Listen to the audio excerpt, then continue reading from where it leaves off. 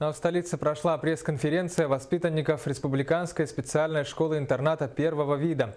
Воспитанники на днях приехали из Поднебесной, где участвовали на международном фестивале «Жемчужина Востока».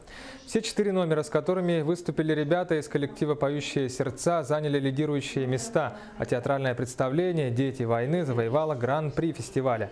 На пресс-конференции дети рассказали о своих впечатлениях по итогам визита в Китай. Эта поездка стала для воспитанников школы социально-культурной реабилитацией, вдохновила детей на новые творческие успехи. Я очень сильно переживала перед началом фестиваля. Я и танцевала, и пела. У меня было 2 номера, в которых я участвовала. Мне Китай очень понравился.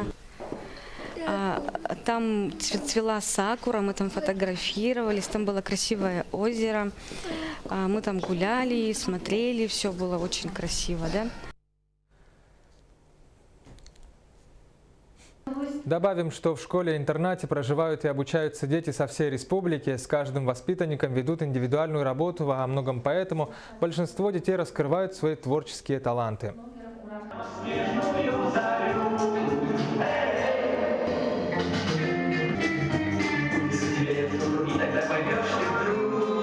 Это не один педагог с ними занимается дополнительным занятием.